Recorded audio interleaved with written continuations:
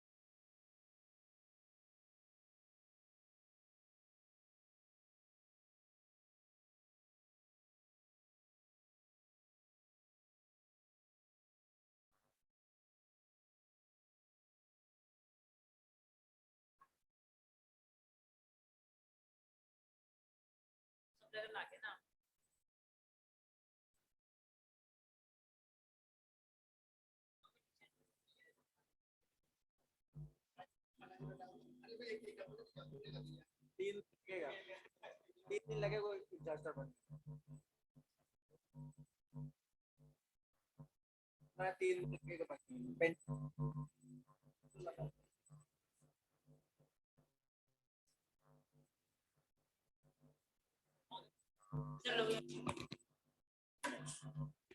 Problem आ गई थी class. अरे माइक की आईडी समझिए क्या मशीन सुबह की चल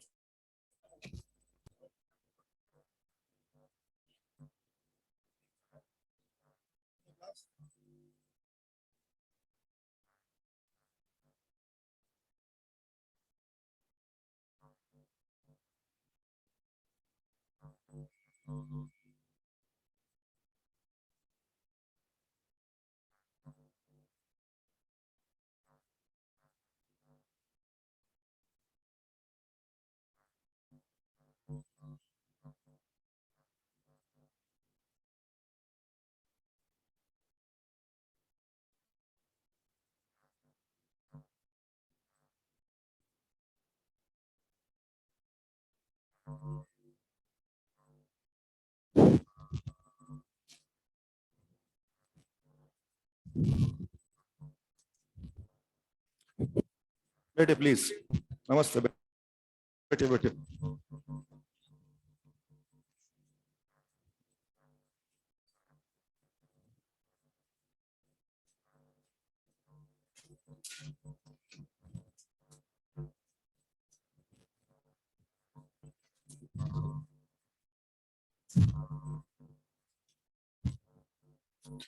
तो भाई लोग क्या पढ़ रहे थे हम लोग? इंडक्शन पूरा हो गया क्या? दिखाओ जरा।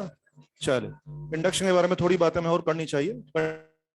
लास्ट क्लास में मैं आपको इंडक्शन पढ़ा रहा था। एक मिनट, ये ऑनलाइन भाई लोग ऑडियो वीडियो बराबर आ रहा है? ऑनलाइन ऑडियो वीडियो बराबर आ रहा है भाइयों? चलिए, बराबर। हाँ, तो मैं आपको बता रहा था, वापस से कनेक्ट करते हैं। बात चल रही थी मेथड्स ऑफ चार्जिंग के बारे में। मैंने आपसे बताया फ्रिक्शन तो फालतू की बात थी। मेन मुद्दा था कंडक्शन। कंडक्शन के दो बॉडीज को आपस में टच कराएंगे तो टोटल चार्ज रीअरेंज होगा, रीडिस्ट्रीब्यूट होगा in ratio of radius. Final target is potential same होगा कि होकर ही रहेगा, और चार्ज में भी सेम और इट में भी डिफरेंट। इसके बाद मैं आपको बता रहा था इंडक्शन। इंडक्शन कराने के लिए बॉडीज को पास में बिठाना होता है, टच नहीं करवाना, पास में बिठाना। और इंडक्शन बोले तो चार्जिंग होना कि असर होना, असर होना, दैट वाज इंडक्शन। और मैं आपको तरह तरह की बातचीत उसमें बता रहा था।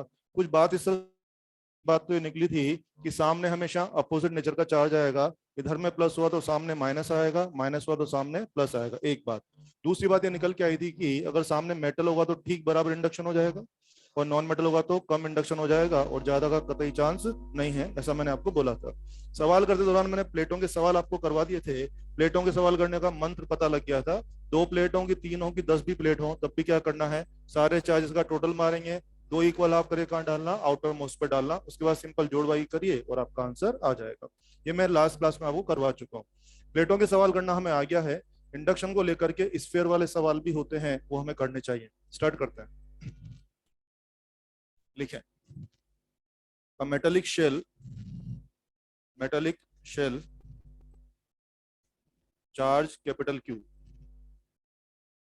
metallic shell, charge capital Q, comma लगा के लिख दो आगे, comma, a point charge minus small q, point charge minus small q is placed at center, placed at center, then बोल के आ जाओ, फोटो में दिखाएंगे बाकी सारी बातें। placed at center, then ठीक है, यस। क्या बोला है और इसमें क्या क्या बातें की जा सकती है उस पर आते हैं। बच्चों, मेटेलिक शेल मेरे पास है। शेल का मतलब आप समझ ही गए होंगे, बिल्कुल होलो हो गया, और डबल रेडियस की सिंगल रेडियस, सिंगल हो गया। मेटल का शेल है, आपने बोला इसको क्यू चार्ज देंगे, कैपिटल क्यू चार्ज कहाँ जाएगा, ऑब्वियसली इसके आउटर पे जाके बैठ गया होगा। और हाँ हाँ, इसके सेंटर पे आपने क्या रखा है, एक पॉइंट चार्ज माइनस क्यू भी आपने रखा है, ठीक है। मेक श्योर जो कैपिटल क्यू चार्ज है वो मैंने स्फीयर को दिया था, तो वो अपने नियमों के हिसाब से कहाँ जाके बैठ गया, स्फीयर के आउटर पे बैठ गया। माइनस क्यू चार्ज मैंने स्फीयर को नहीं दिया है, माइनस क्यू चार्ज मैंने स्फीयर को नहीं दिया। अगर स्फीयर को दिया होता तो इधर बैठता कि बाहर जाके बैठता, बाहर जाके। माइनस क्यू मैंने स्फीयर को नहीं दिया है बच्चे, मैंने माइनस क्यू एक सेपरेट पॉइंट चार्ज है, उसको मैंने क्या कर दिया, स्फीयर के अंदर होलो पर सेंटर पे यहाँ पे रख दिया है। दिमाग में ये आता है कि यार आप कहते थे ना अंदर तो मास नहीं तो चार्ज कहाँ से होगा। यस, बिल्कुल सही बात है। अगर मैं ये माइनस क्यू चार्ज स्फीयर को देता तो ऑब्वियसली आउटर सरफेस पे जाता, लेकिन ये माइनस क्यू हमने इंटेंशनली प्लान करके जानबूझ करके गोले के सेंटर पर हमने किस तरह से इसको मैनेज किया है। दिमाग में आता है कैसे किया होगा। साइंटिस्ट लोगों को जब इस तरह के एक्सपेरिमेंट करने होते हैं तो वो लोग क्या करते हैं, स्फीयर में यहाँ पे एक पिन होल कर लेते हैं, पिन होल के माध्यम से एक स्ट्रिंग लगा करके यहाँ पर एक पॉइंट चार्ज को वो लोग सस्पेंड कर लेते हैं ताकि इस तरह का काम किया जा सके। तो मेक श्योर माइनस क्यू मैंने स्फीयर को दिया कि सेपरेट पॉइंट चार्ज है, सेपरेट पॉइंट। ये हो गया बेटे, तो जो चार्ज मैंने दिया वो हो ही गया है। अब आती है बात इंडक्शन की। इंडक्शन यहाँ पे क्या आ जाएगा, माइनस क्यू, और यहाँ पे क्या आ जाएगा, प्लस क्यू। समझते हैं ना, क्यू का माइनस क्यू से क्या आ जाएगा, सॉरी यहाँ क्या आ जाएगा, प्लस क्यू, और यहाँ क्या आ जाएगा, माइनस क्यू। ऑब्वियसली आप समझ ही रहे हैं।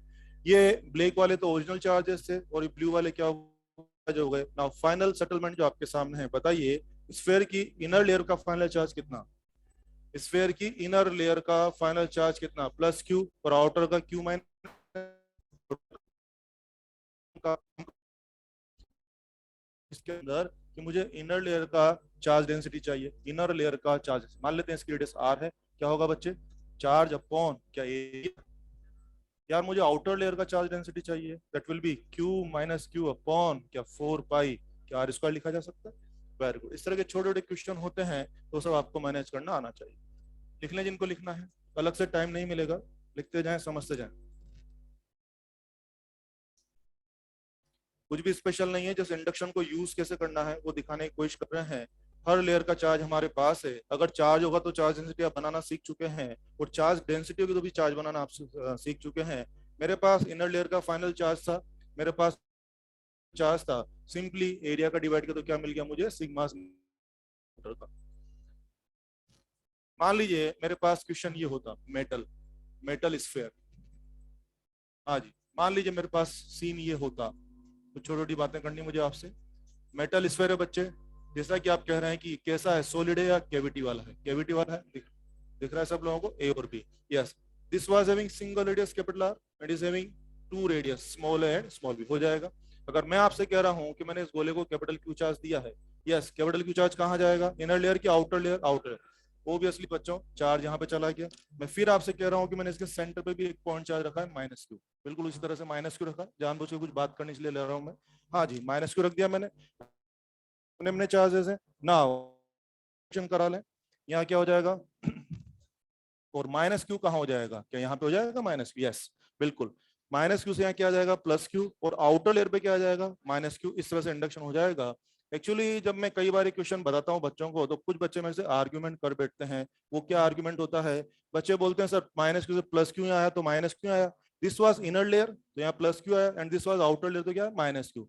यहाँ पर इनर लेयर ये थी तो प्लस क्यू आया, आउटर लेयर सीधे ये है इसलिए यहाँ माइनस क्यू है। कई बार बच्चे मेरे को पूछते हैं, बोले सर 400 माइनस क्यू तो यहाँ आना चाहिए था ना। अरे इज इट लेयर और नॉट लेयर, ये लेयर थोड़ी ना यार, इनर लेयर ये है और आउटर लेयर सीधे ये वाली है, क्योंकि यहाँ पर क्यों, क्या यहाँ पे हवा का कॉन्टेक्ट आ रहा है कि मटेरियल भरा हुआ है, मटेरियल है ना। वही बात मुझे सिखानी, फिर सीख लो आप लोग। इसके अंदर this was inner layer and this was outer layer, inner layer और आउटर लेयर ये नहीं है भाई साहब, आउटर लेयर क्या सीधे ये हो रही है, यस, तो इस तरह से चार्जेस आ जाएंगे। अब तो आप बोल सकते हैं, बताइए स्फीयर की इनर पर final charge is plus Q, sphere की आउटर पर final charge is Q minus Q. क्या मैं कहीं का भी सिग्मा लिख सकता हूँ, यस। आओ जरा बात कर लें, सिग्मा इनर की बात कर लें मेरे से, बोलिए क्या लिखना चाहिए मुझे, प्लस क्यू अपॉन, हाँ शाबाश शाबाश, 4 पाई ए स्क्वायर।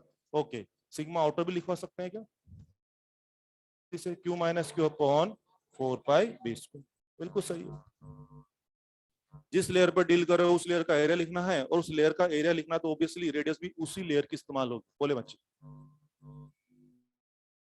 नॉन मेटल होता फिर कम इंडक्शन होता, और कम इंडक्शन होता तो कम इंडक्शन कितना होता, क्या हमें उस मटेरियल के एप्सिलॉन आर से पता करना पड़ता। Minus Q 1 minus 1 upon epsilon R. तो भाई अगर नॉन मेटल होगा ना तो फिर वहां इंडक्शन से कितना चार्ज जाएगा ये मुझे डायरेक्ट पता नहीं है, बस मुझे पता कम जाएगा। इन कम जाके वो Q/2 जाएगा, Q/4 जाएगा, ये उस मटेरियल के एप्सिलॉन आर पर डिपेंड करेगा, तो हमें एप्सिलॉन आर दिया जाएगा। क्लियर, ये मैंने कल भी बोला होगा, मैं फिर बोल देता हूँ, आप बुक्स में हजारों क्वेश्चन करके देख लो, मोस्ट ऑफ द टाइम आपके सवालों में कंडक्टर रहेगा, इसलिए आप फिर भी अगर कभी आ जाए तो कर सकते हैं, फॉर्मूला है हमारे पास, ठीक है, ये हो जाएगा। ओके मैंने अभी आपके सामने दोनों क्वेश्चन ला दिए हैं, ऑब्वियसली आपको आंसर बनाना भी आ गया है। कुछ काम की बातें कर लेते हैं, कुछ आगे की बात मैं भी आपसे डिस्कस करना चाह रहा हूँ। आप देखिए यहाँ पर इंडक्शन की वजह से दो एक्स्ट्रा लेयर डेवलप हुई है, plus Q and minus Q, और यहाँ तो एक्स्ट्रा लेयर डेवलप हुई है, plus Q and minus Q. बिल्कुल सही बात है। कुछ खास नोटिस किया आप लोगों ने, यहाँ पर दोनों लेयर्स की, यहाँ पर दोनों एक्स्ट्रा लेयर्स की रेडियस सेम है, और यहाँ पर दोनों एक्स्ट्रा लेयर्स की रेडियस अलग अलग है। तो कुछ बात कर लें अपन लोग आगे की। तो मैं याद आगे जब मैं गोले शोले पढ़ाऊंगा आपको, मैं आपको कई बार बोलूंगा यार कि फला जगह पोटेंशियल लाइए, फला जगह इलेक्ट्रिक फील्ड लाइए, करते हैं ना इस तरह के सवाल हम लोग, ये जगह पर पी पॉइंट पर इलेक्ट्रिक फील्ड।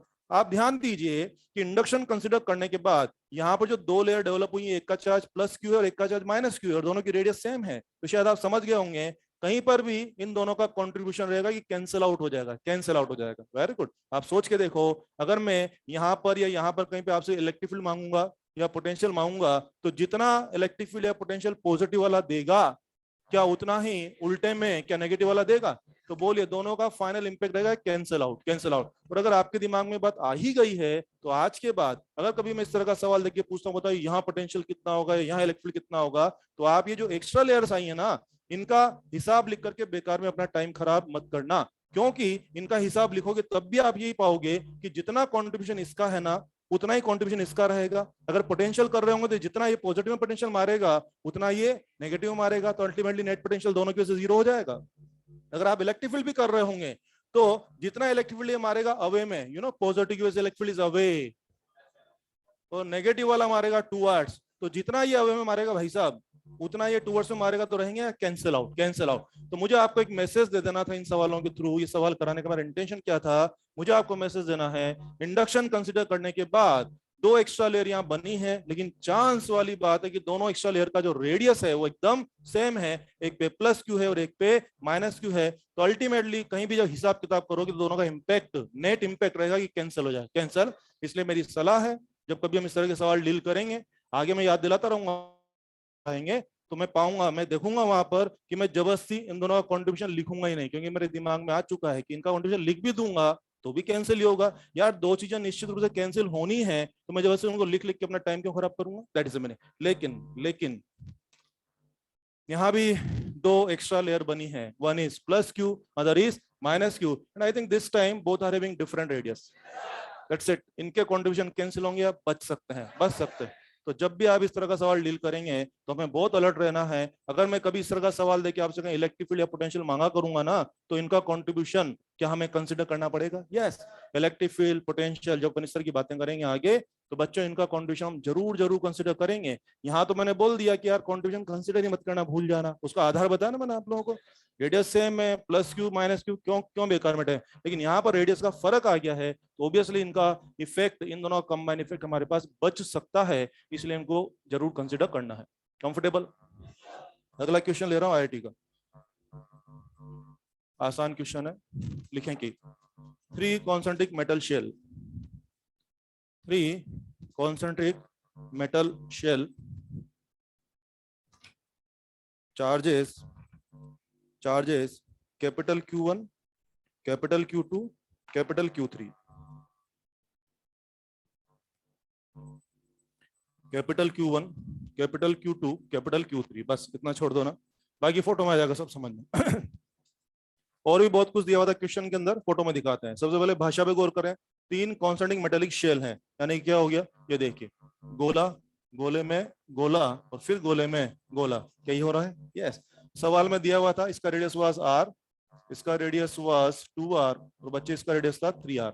मैंने जानबूझ के लिखा नहीं है, फोटो में आपको समझ में आ जाएगा, ठीक है, टाइम बचाने के लिए नहीं लिखा है। क्या था बच्चे पूरी कहानी, 3 कॉन्सेंट्रिक मेटेलिक शेल हैं, उनके रेडियस क्या है, r, 2r, 3r, उनको चार्ज दिया गया है Q1, Q2, Q3, ये सब सवाल में कहानी बोली गई है। आओ दे दें चार इनको। यस, तीनों मेटेलिक शेल को मैं अपना अपना Q1, Q2 चार्ज देता हूँ ना। यस, क्या सबका अपना अपना चार्ज अपने अपने आउटर पे जाके बैठ जाएगा?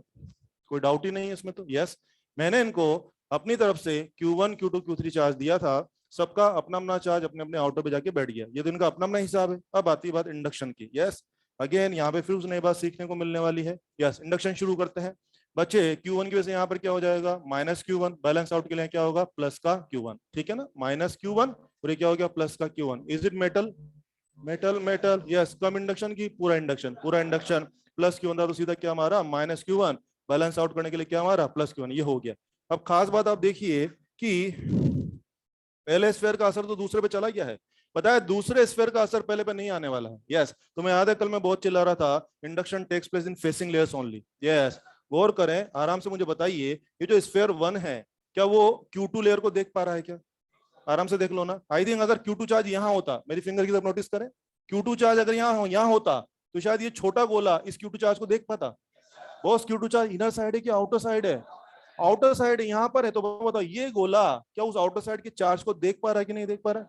और कल अपनी बात हो चुकी है induction takes place in facing layer. I think जिसको हम देख सकते हैं उसका इंप्रेशन आएगा, जिसको इंप्रेशन नहीं आएगा तो देखो कितनी अच्छी बात हो गई। स्फीयर 1 से स्फीयर 2 में इंडक्शन जरूर हुआ है, लेकिन स्फीयर 2 से स्फीयर 1 में इंडक्शन होगा कि नहीं होगा? नहीं होगा, बिकॉज हम उसको देख ही नहीं पा रहे हैं। सही बात है क्या? चलिए और आगे बढ़ते हैं। फाइनली मिडिल की इनर लेयर पे -Q1 चार्ज है और मिडिल की आउटर लेयर पे Q1 प्लस Q2 चार्ज है। Q2 नहीं रहा क्या, Q1 प्लस Q2 चार्ज है। अगेन इंडक्शन, यहाँ पे होगा माइनस का Q1 प्लस Q2, तो यहाँ पे होगा प्लस का Q1 प्लस Q2। फिर वापस से देखिए कि जो सेकंड नंबर का स्फीयर था, थर्ड स्फीयर पे इंडक्शन हो गया है। यस, थर्ड स्फीयर से सेकंड स्फीयर पे इंडक्शन होगा कि नहीं होगा? क्यों नहीं होगा? Facing layer, very good. क्या Q3 चार्ज को ये स्फीयर देख पा रहा है क्या? Q3 चार्ज कहाँ है, इनसाइड या आउटसाइड? और आउटसाइड तो भाई साहब उसको हम देख ही नहीं पा रहे हैं। तो देखो कितनी अच्छी बात हो गई है, 1 की वजह से 2 पे इंडक्शन पे नहीं हुआ है, 2 की वजह से 3 पे इंडक्शन हुआ है बॉस, लेकिन 3 की वजह से 2 पर इंडक्शन विधा सब आपके सामने आ गया। क्या आप किसी भी स्फीयर की किसी भी लेयर का क्या फाइनल चार्ज बताया जा सकता है? चलिए आंसर दीजिए, सारा फोटो आपके सामने, बोलिए सबसे छोटे गोले की इनर लेयर का फाइनल चार्ज। कुछ लोग Q1 बोल रहे हैं, फिर सुन लीजिए, फिर सुन लीजिए, सबसे छोटे गोले की इनर लेयर का फाइनल चार्ज, सबसे छोटे की आउटर का फाइनल चार्ज, मिडिल की इनर का फाइनल चार्ज, मिडिल की आउटर का final charge, Q1 plus Q2, very good. सबसे बड़े की इनर का final charge minus of Q1 plus Q2, और सबसे बड़े की outer Q1 plus Q2 plus Q3। क्या सारा हिसाब आ चुका है? यस, इस तरह से काम करेंगे। और बॉस अगर आपको हर एक गोले की हर एक लेयर का चार्ज आपके हाथ में आ चुका है, क्या मैं किसी भी गोले की किसी भी लेयर का सिग्मा आपसे पूछ सकता हूँ? कुछ भी कर देंगे। फॉर एग्जाम्पल, लिखना मत भले, अब मैंने आपसे बोला मिडिल स्फीयर की आउटर सरफेस का सिग्मा लाइए, तो बच्चे क्या करेंगे? क्या Q1 प्लस Q2 अपॉन 4 पाई 2R होल स्क्वायर, 4 पाई 2R होल स्क्वायर। मैं बोल दूं कि सबसे बड़े गोले की आउटर मोस्ट लेयर का सिग्मा बताइए, Q1 plus Q2 plus Q3 upon 4 पाई 3R का होल स्क्वायर। जो भी चाहेंगे मैनेज कर लेंगे। मेन मुद्दा ये है, एक बार चार्जेस का हिसाब समझ में आ जाए ना, उसके बाद तो सिग्मा तो बना ही सकते हैं। बना लीजिए photo.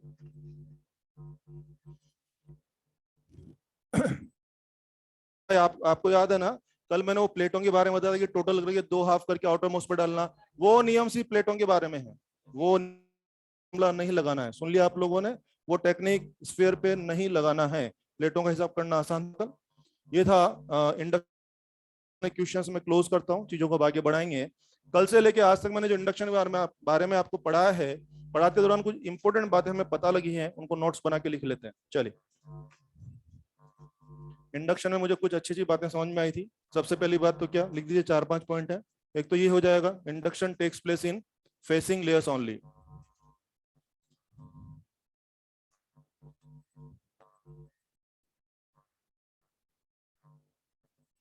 Induction takes place in facing layers only. सहमत हैं इस बात से आप लोग? दूसरा पॉइंट, कल मैं बहुत चिल्ला रहा था आपके सामने, आपको याद है मैं बहुत चिल्ला चिल्ला के बोल रहा था कि इंडक्शन चार्ज की वैल्यू पे असर नहीं डालता है, चार्ज के डिस्ट्रीब्यूशन। याद है बोल रहा था इंडक्शन में इतना दम नहीं है कि वो किसी का चार्ज चेंज कर दे, याद है ना आप लोग? ये तो आज लिखना चाहिए, लिखो कि induction affects charge distribution, charge distribution, not magnitude of charge, not magnitude of charge. Clear है पॉइंट? चलिए अगला पॉइंट लिखें, induction takes place in objects,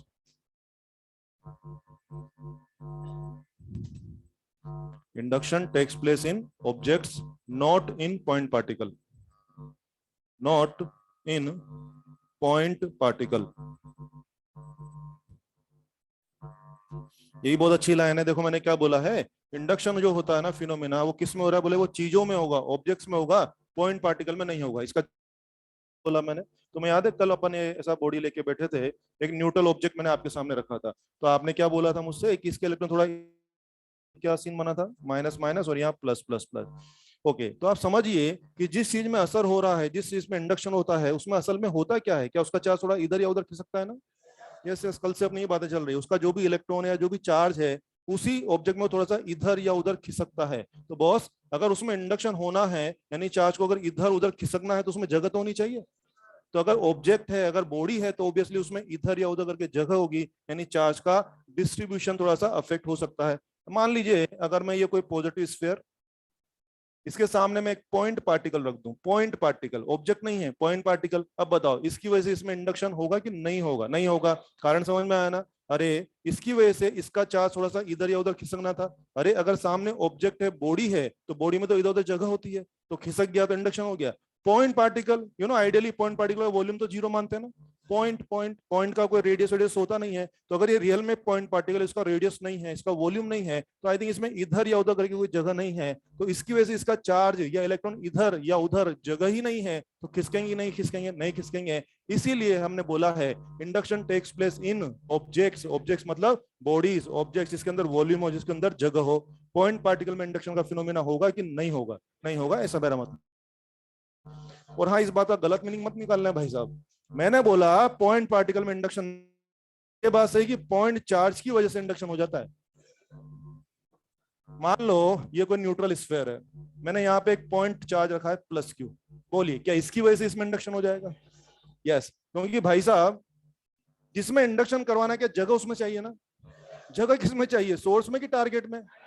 yes, तो यहाँ पर ये सोर्स है और सामने टारगेट में जगह है ना, तो उसमें इंडक्शन हो जाएगा। और अगर तुम्हारा पॉइंट जो है वो टारगेट है, तो उसमें जगह है कि नहीं है? नहीं है। तो मेक श्योर मेरी बात का गलत मीनिंग मत निकालना। मैं फिर अपनी बात रिपीट कर देता हूं, मैं कह रहा हूं कि पॉइंट पार्टिकल में इंडक्शन नहीं होगा, लेकिन पॉइंट चार्ज की वजह से इंडक्शन हो जाएगा। सुन लिया आप लोगों ने, ऐसा मैंने क्लियर किया, कंफर्टेबल? शाबाश, अगला पॉइंट लिखें।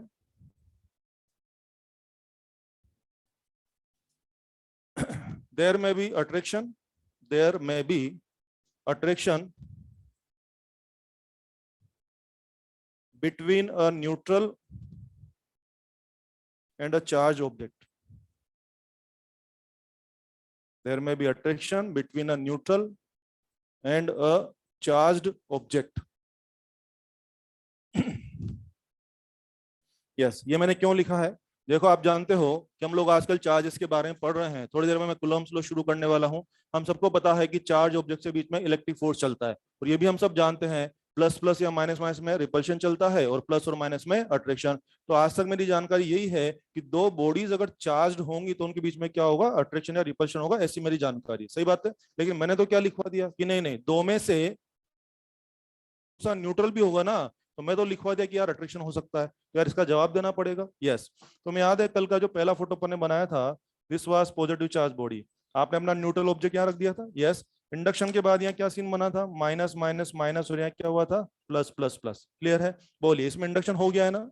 चार्जिंग हुई कि नहीं हुई? नहीं हुई है। चार्जिंग नहीं हुई है, नहीं हुई है। ओके, इस सीन को देखिए, अभी इस सीन में ये एक पॉजिटिव चार्ज बॉडी है और ये न्यूट्रल बॉडी है, ये न्यूट्रल बॉडी है, लेकिन इंडक्शन की वजह से, इंडक्शन की वजह से यहाँ पर माइनस चार्ज आ गया है, और माइनस चार्ज, तो इस प्लस में और इस माइनस में क्या चल रहा होगा, अट्रैक्शन चल रहा होगा। तो क्या कंक्लूजन निकला इससे, कि दो बॉडीज में केवल एक बॉडी चार्ज हो और दूसरी बॉडी न्यूट्रल भी हो, तो बोलिए अगर इंडक्शन कंसिडर करें तो क्या उनके बीच में अट्रैक्शन हो सकता है?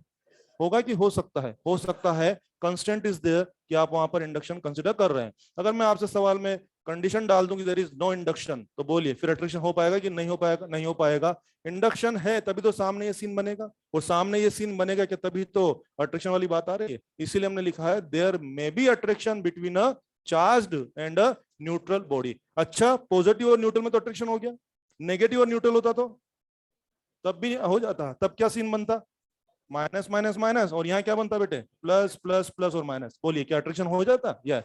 तो मुद्दा ये नहीं कि एक बॉडी पॉजिटिव है कि नेगेटिव है, मुद्दा ये है कि भाई एक बॉडी चार्ज करना तेरे को, दूसरा न्यूट्रल भी, तो भी क्या हो जाएगा, अट्रैक्शन हो जाएगा। वो मैंने आपको लिखा, कंफर्टेबल है? तो आगे लिखे, so test of charging. Sure test of charging is repulsion.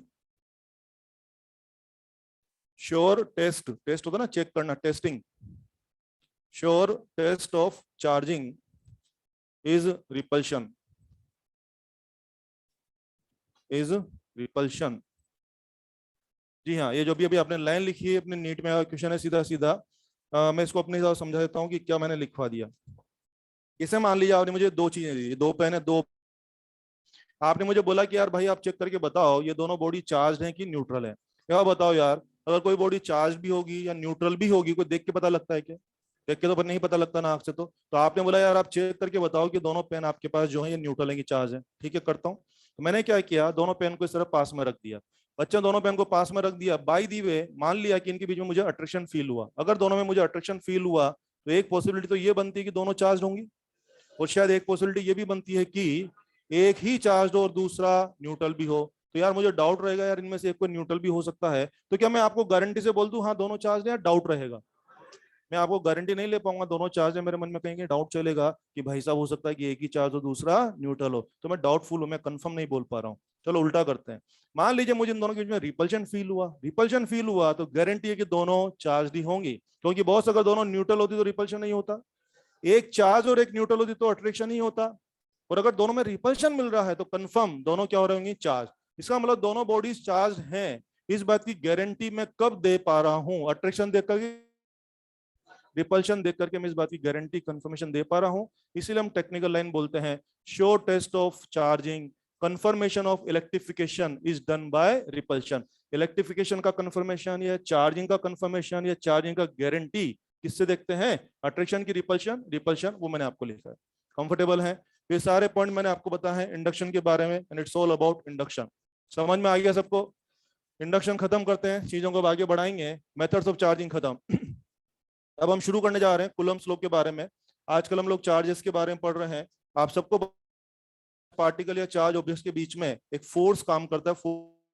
Technical word about that force is electric force. कौन सा फोर्स लगता है? Electric force. चार्जेस के बीच फोर्स कॉमन सेंस से हम उसका नेचर भी जानते हैं, plus plus repulsion, minus minus repulsion, plus और माइनस अट्रैक्शन। हाँ ये तो हम सब जानते हैं, लेकिन यार मन में ये भी तो आता है ना कि यार जो फोर्स उसकी वैल्यू क्या होगी। तो फोर्स की वैल्यू जानने के बारे में कूलम नाम के साइंटिस्ट ने एक्सपेरिमेंट्स किए, और एक्सपेरिमेंट के बिहाफ पर एक फॉर्मूला बना के दिया जो कि चार्जेस के बीच में इलेक्ट्रिक फोर्स की वैल्यू जानने में काम आता है। And that formula is Coulomb's law. Start करते हैं कूलम्ब्स लॉ।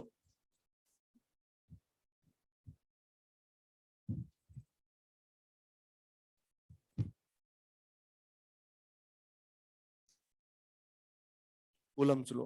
आज का पूरा लेक्चर और अगला भी पूरा लेक्चर कूलम्ब्स लॉ और एप्लीकेशन पे जाने वाला है। खूब सारी बातें होंगी। कूलम्ब्स लॉ बेसिक जो आपको ऑलरेडी पता है, मैं फटाफट से रिपीट करता हूं उसको। 2 पॉइंट चार्ज है बच्चों, Q1 Q2 R. 2 point charge Q1 Q2 separation R. हम सब जानते हैं कि इनके बीच में फोर्स का वैल्यू आप क्या लिखते हैं? K Q1 Q2 by R square. मैं इसमें कुछ भी नया नहीं बता रहा आप। ओके, इसमें आप क्या करेंगे? ऑब्वियसली जब भी आपको एक फॉर्मूला ऑपरेट करना है, मैं आपको चार्जेस प्रोवाइड करा दूंगा, डिस्टेंस प्रोवाइड करा दूंगा, फोर्स वगैरह आपको मैनेज करने के लिए कहा जाएगा। आप देख रहे हैं फॉर्मूला मैनेज करने के लिए आपको के चाहिए होगा। के का वैल्यू आप सब जानते होंगे 9 × 10⁹ अगर आप MKS खेल रहे हैं। अगर आप CGS खेल रहे हैं तो सीधे के का वैल्यू कितना लेना होता है? 1। कुछ याद आ रहा होगा, मैग्नेटिक फील्ड में भी आपने ऐसा किया होगा। μ0/4 पाई, μ0/4 पाई। हाँ कुछ याद आ रहा है? 10⁻⁷ था, नहीं CGS में शायद सीधे 1। अरे ऐसे अजीब से क्या देख रहे हो मेरे को? अबे μ0/4 पाई खेला होगा ना मैग्नेटिक फील्ड में। जो इधर के चलता है उधर सब ये चलता है ना। इसका वैल्यू क्या लेते थे भाई? 10⁻⁷। MKS में 10⁻⁷, CGS में खेला तो 1। CGS में खेला तो 1। ये बात हो रही है, मोस्ट ऑफ आप MKS खेलते थे, लेकिन CGS में खेलना पड़ा तो 1। Magnetic field, magnetic field. हाँ चले, तो क्या रहा? 2 पॉइंट चार्जेस है, सेपरेशन है, फॉर्मूला आपको ये है, सबको पता ही है, इसमें कुछ भी नया नहीं है। जो ठीक लगता है लिखते जाएं प्लीज। थोड़ी देर में खेलना शुरू कर देंगे, बेसिक जानकारी रिपीट कर रहा हूँ। आप देख रहे हैं कि चार्जेस के बीच में एयर भी हो सकता है और चार्जेस के बीच में कोई मीडियम भी हो सकता है। बच्चों अगर बीच में एयर या वैक्यूम है तो फोर्स का फॉर्मूला आप जानते हैं Q1 Q2 by R square. लेकिन भाई अगर बीच में मीडियम आ जाए तो आप जानते हैं 1/4 पाई एप्सिलॉन नॉट के साथ कैप्सूल अटैच हो जाता है ना, very good, Q1 Q2 by R square. ये सब बातें निश्चित रूप से आपको पहले से आती हैं, लेकिन मैं पढ़ा रहा हूं तो मैं एक बार बोल रहा हूं इनको, जो ठीक लगता है लिख लीजिए, थोड़ी देर में कार्यक्रम शुरू होने वाला है। एयर और वैक्यूम को तो हम सिमिलरली ट्रीट करते हैं, चार्जेस के बीच में एयर या वैक्यूम में तो फोर्स का फॉर्मूला ये हो गया। तो भाई साहब कभी कभी कोई मीडियम डालने की बात कर देंगे, कोई भी मीडियम हो सकता है, सिलिका, माइका, ग्लास, व्हाटएवर, तो फिर उस मीडियम का एप्सिलॉन आपको दे दिया जाएगा, तो उसको अकॉर्डिंगली मैनेज करना है। दोनों फॉर्मूला पता लग रहा होगा कि F medium is definitely F air upon epsilon.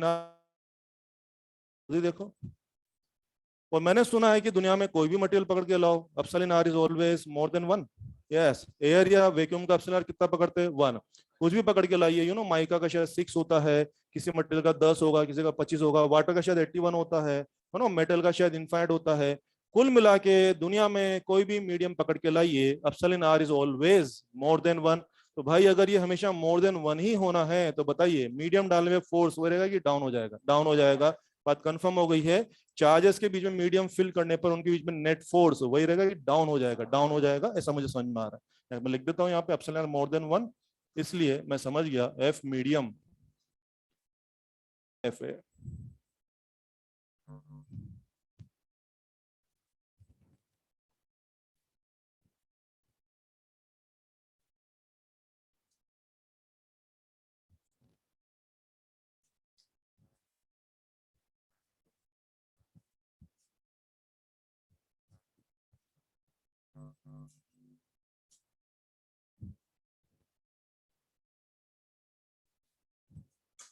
ये बात भी कंफर्ट है।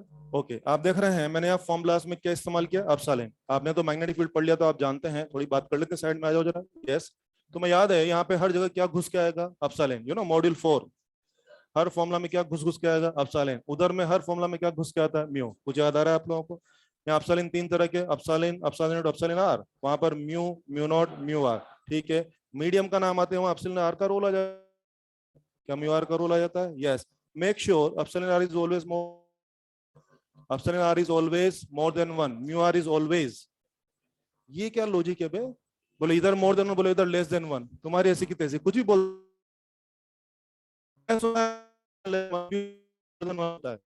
नालायक को मटेरियल 3 पेरा, कुछ याद आ रहा है?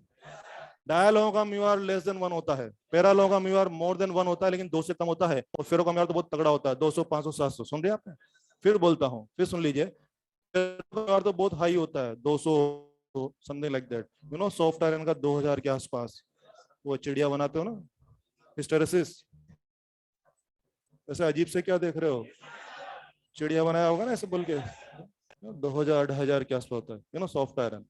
ओके, और 2 मटेरियल है, पेरा और डाया। ध्यान दीजिए, डाया का म्यू आर बच्चे 0 और 1 के बीच में होता है, और पेरा का म्यू आर 1 और 2 के बीच में होता है। अच्छा, पेरा का 1 से ज्यादा है, फेरो का भी 1 से ज्यादा है, डाया का 1 से कम है। तो बात पक्की, गड़बड़ मत करना। उधर में म्यू आर मोर देन 1 भी होता है और लेस देन 1 भी होता है। इधर में एप्सिलॉन आर हमेशा मोर देन, कुछ भी पकड़ के लाइए, दुनिया का कोई भी मटेरियल पकड़ के लाइए, epsilon R is always more than 1। Clear है सब लोगों को? चल, तो ये सब बातें हो गई है, और थोड़ी सी बातें और करते हैं, क्योंकि आजकल वो यूनिट डायमेंशन बहुत पसंद आ रहा है नीट वालों को, थोड़ा उसको बात कर लेते हैं।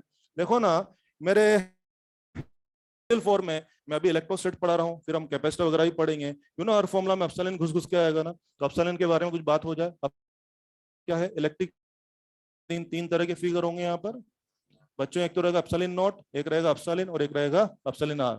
Epsilon naught permittivity of vacuum, value क्या था इसका?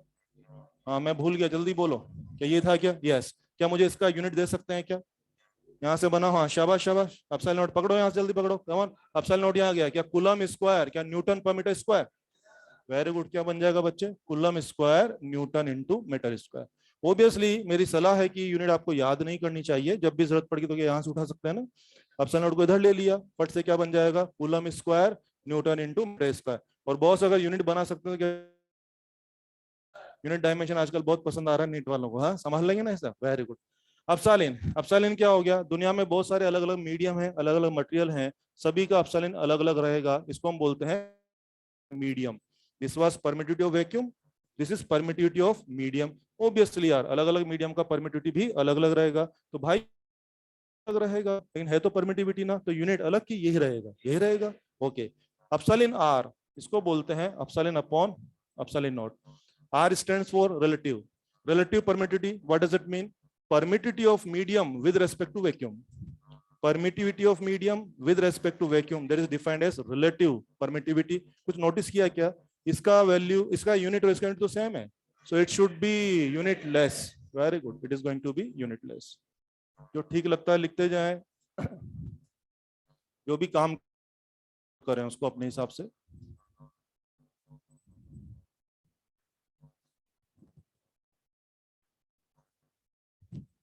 दुनिया में अलग अलग मटेरियल का एप्सिलॉन आर क्या होगा? सेम की अलग अलग? अलग अलग होना ही चाहिए, हर मटेरियल का एप्सिलॉन अलग अलग है, और एप्सिलॉन नॉट तो कांस्टेंट वैल्यू है, तो एप्सिलॉन सभी का अलग अलग है, तो एप्सिलॉन आर भी सभी का अलग अलग आएगा। तो मुझे आपको सिखाना चाहिए एप्सिलॉन आर की वैल्यू इनफाइनाइट तक जाती है। मैंने सुना है मेटल के लिए इनफाइनाइट होता है, और मिनिमम कितना जाएगा? क्या 1 तक जाने वाला है? यस। एयर या वैक्यूम का 1 पकड़ते हैं, दुनिया में कोई भी मीडियम लाइए उसका हमेशा 1 से ज्यादा रहेगा, और मेटल का तो मैंने सुना है कि वो इनफाइनाइट होता है।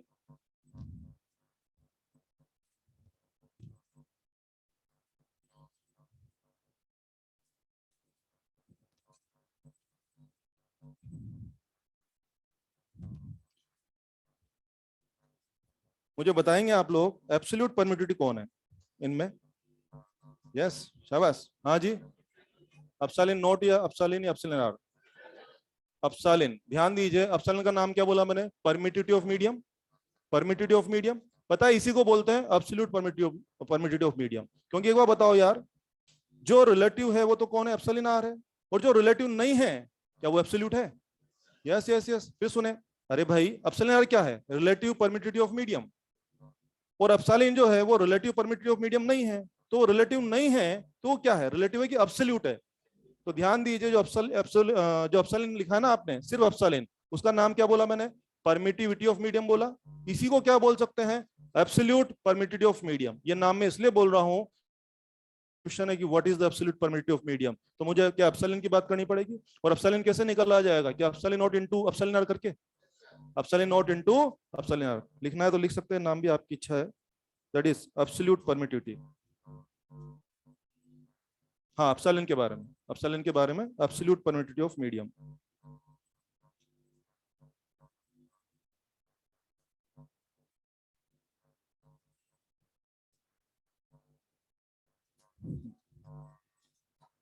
लिख दिया सबने? चलिए, तो आई थिंक शायद अगर मुझे कभी एप्सिलॉन जानना हो तो एप्सिलॉन कैसे आएगा बच्चे? क्या एप्सिलॉन बराबर, क्या एप्सिलॉन नॉट इनटू एप्सिलॉन आ जाएगा? यस। किसी किताब में क्वेश्चन है, शायद अपने मॉड्यूल में है, कि एक मटेरियल का, शायद वाटर के बारे में बोला हुआ है बुक में ही किसी में, कि वाटर का एप्सिलॉन आर 81 है, find its absolute permittivity. Find its absolute permittivity. क्या मांगा अगले ने? एप्सिलॉन।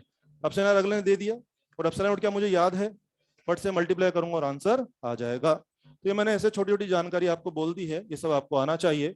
बच्चों, आज हमने कूलम्ब्स लॉ के बारे में शुरू किया है, बेसिक फॉर्मूला ये रहा, और इस तरह की छोटी छोटी जानकारी है। और जरा इसमें पेन चलाते हैं, 2-4 गुणा भाग करके देखते हैं क्वेश्चन का प्रोफाइल क्या होगा वो देख लीजिए पहले तो।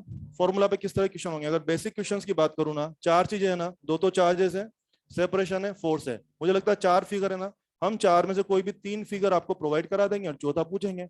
कभी दोनों चार्ज दे दूंगा, डिस्टेंस दे दूंगा, बोलूंगा फोर्स लाइए। कभी फोर्स और डिस्टेंस दे दूंगा, बोलूंगा चार्जेस लाइए। कभी फोर्स और चार्जेस दे दूंगा, बोलूंगा डिस्टेंस लाइए। कुल मिला के फॉर्मूला में सब दे देंगे, सिवाय एक चीज के, एक चीज छुपा देंगे। तो आपको फॉर्मूला अप्लाई करना है, ढंग से गुणा भाग आना चाहिए और काम करना है। जैसे कि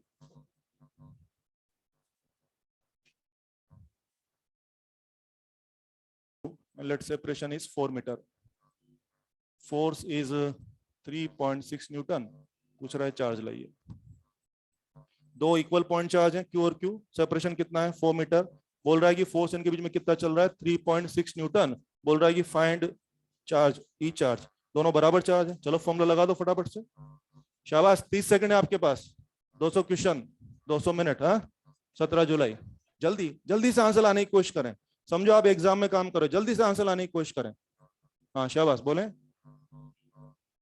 10 पावर 4 गलत है, थोड़ा सा गड़बड़ है, चेक करो चेक करो। शाबाश, वो 8 तो सही भाई आपका, थोड़ा और सही करो। शाबाश, बोलिए। हाँ very good, 8 into 10⁻⁵, very good. जल्दी से आंसर बनाए, कुछ भी स्पेशल नहीं सिखा रहा भाई, फॉर्मूला लगाना है। हाँ, 8 इंटू 10⁻⁵ बराबर। 8 इंटू 10 पावर माइनस आएगा, चेक कर लो फटाफट से। बोला फॉर्मूला इज 3.6 फोर्स है, के का वैल्यू कितना लिखेंगे बेटे, ये लिख दिया, क्यू और क्यू दोनों बराबर, तो ये हो गया सेपरेशन 4 का स्क्वायर, हो गया ये अपने पास।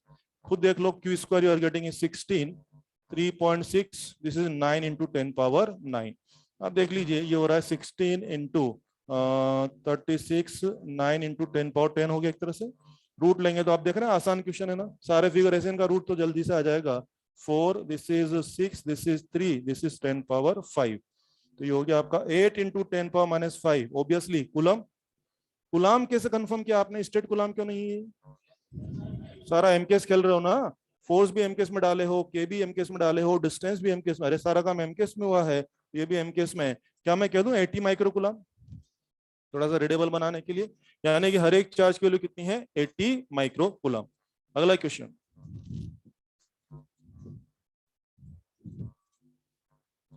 लिखे हैं 2 point charges separation 10 centimeter, separation 10 centimeter, find minimum electric force, find, JEE का आया क्वेश्चन है किसी जमाने में, find minimum electric force।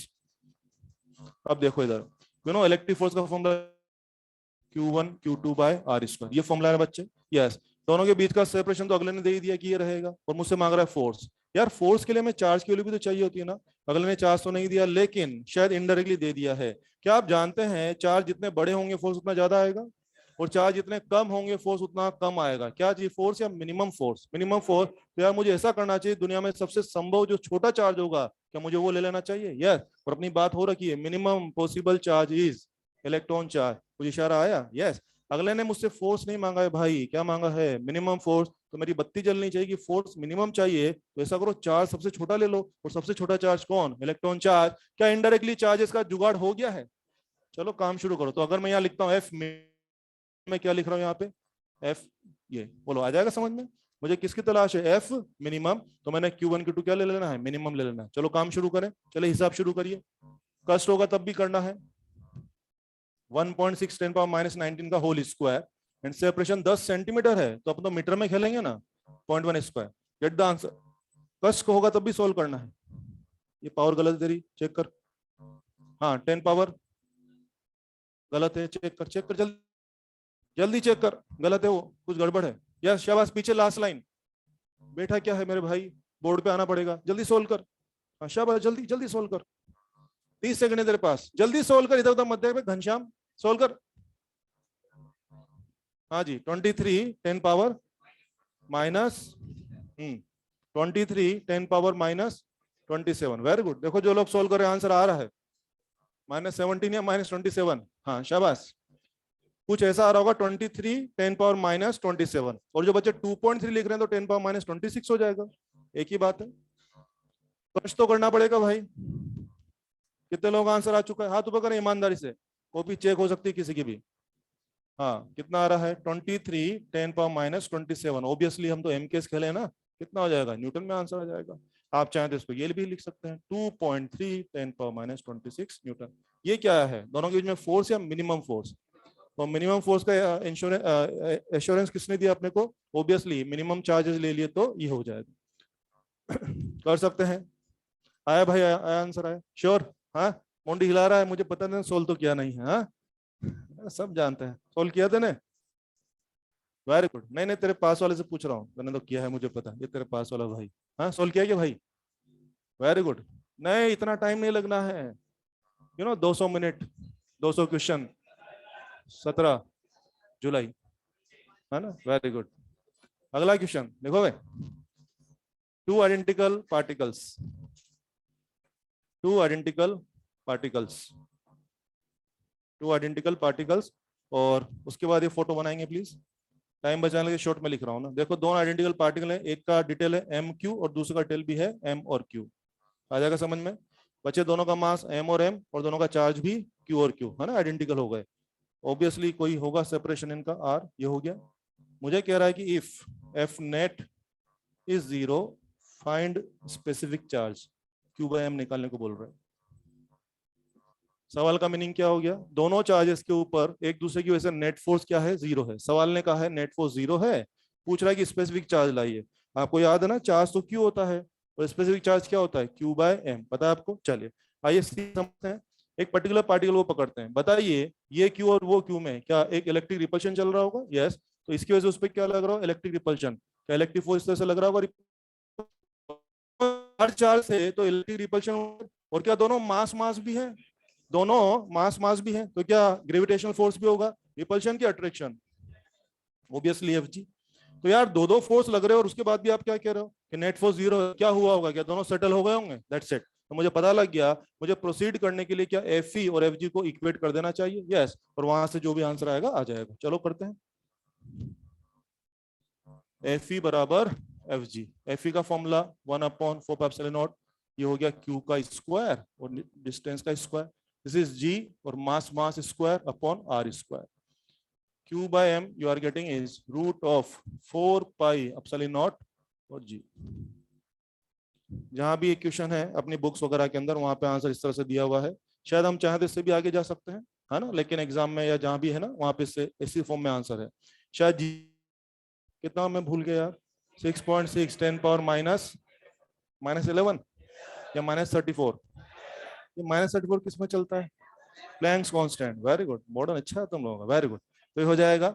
और 4πε0 भी आप जानते हैं ना, तो चाहे तो वैल्यू बना सकते थे, लेकिन जहां भी ये क्वेश्चन है वहां इसी फॉर्मेट में आंसर मांगा है, हो जाएगा आंसर, यस।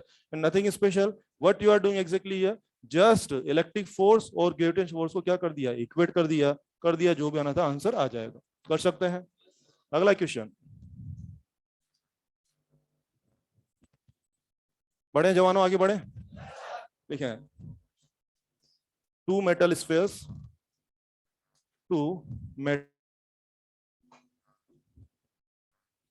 separation small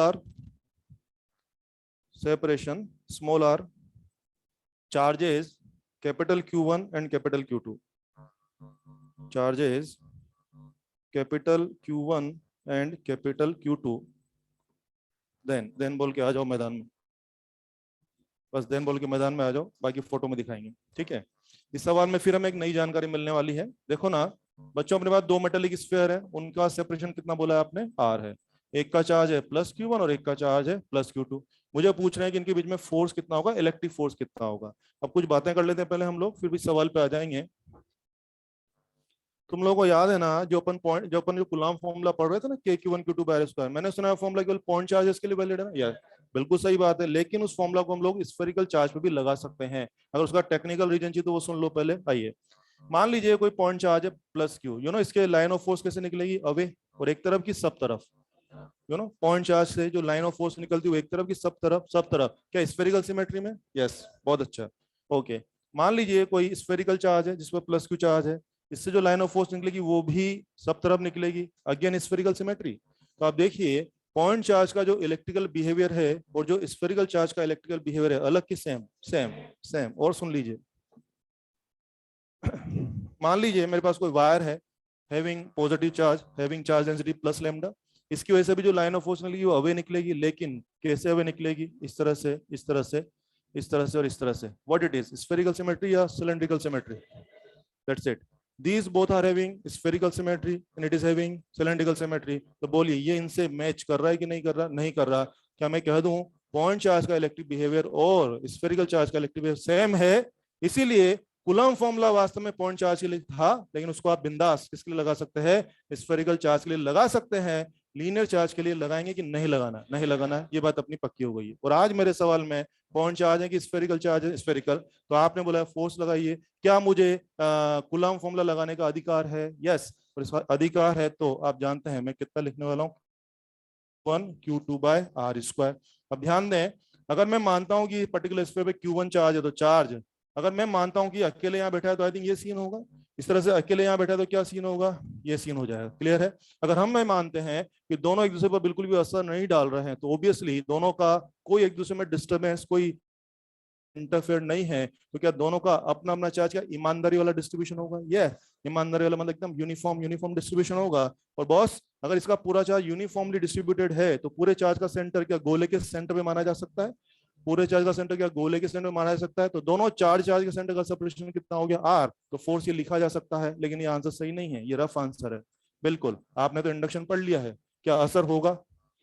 असर होगा कि होकर ही रहेगा?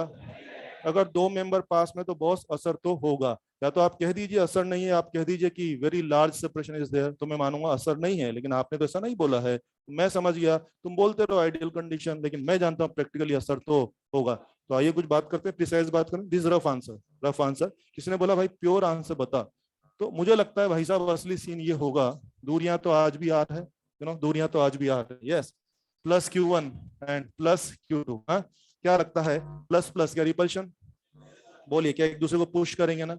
और कॉमन सेंस, दोनों अगर एक दूसरे को पुश करेंगे तो मुझे लगता है भाई साहब चार्ज का डिस्ट्रीब्यूशन शायद कुछ ऐसा होगा, और इसमें भी शायद कुछ ऐसा होगा। बोलो, मानते हो? तो कॉमन सेंस लगाओ। You can say it is due to induction, और you can say it is due to repulsion. एक ही बात है ना?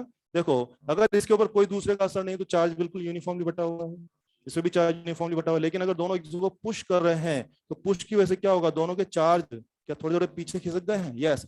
तो एक्चुअल डिस्ट्रीब्यूशन ऑफ चार्ज ये होगा, this was uniform distribution of charge, this is non uniform. और ये हमारे कितने से हो रहा है? कि इंडक्शन से हो रहा है, इंडक्शन से हो रहा है। और बॉस अगर आपको लगता है कि इसका चार्ज थोड़ा सा इधर खिसक गया है, तो क्या चार्ज का सेंटर भी थोड़ा इधर खिसक गया है? और हमें फोर्स निकालने के लिए स्फीयर के सेंटर में बिल्कुल इंटरेस्ट नहीं है। क्यों भाई? फोर्स किस वजह से लग रहा है? स्फीयर के सेंटर की वजह से, चार्ज का सेंटर। हमारा इंटरेस्ट किस में है? स्फीयर के सेंटर या चार्ज का सेंटर? और मुझे लगता है चार्ज के सेंटर वही है, थोड़े शिफ्ट हो गए हैं। शिफ्ट हो गए हैं, क्या इफेक्टिव सेपरेशन बढ़ गया है? That's it, force will be ये कि इससे कम, इससे कम। तो मुझे आपको सिखाना है कि आर इफेक्टिव बढ़ गया है, आर इफेक्टिव बढ़ गया है। तो बोलिए क्या कहूँ, फोर्स क्या इससे कम होगा? K/Q1 Q2 by R square. This was rough answer, this is precise answer. अब एग्जाम मुझे क्या आंसर देना है? मान लीजिए चार ऑप्शन हुए, ये एक में यहाँ पर 2 हो गया, मान लो 2 लिखा है, 4 लिखा है, तो मैं इसको टिक कर दूंगा। और ऑप्शन ऐसा हुआ, पहला ऑप्शन ये है, दूसरा इससे ज्यादा, तीसरा इससे कम, तो फिर बेटा आंसर क्या होगा? इससे कम। फोटो तो बना लो चकाचक, तो पता लग जाएगा। कोई बात हो तो पूछ सकते हैं, कोई कंफ्यूजन है किसी के मन में, कोई कॉन्फ्लिक्ट चल रहा है, किसी के मन में कोई बुरा विचार आ रहा है तो बात करें। हाँ, कुछ भी, बोले ऐसा क्यों किया, वैसा क्यों नहीं किया, व्हाटएवर, किसी के भी पेट में दर्द हो बात करें।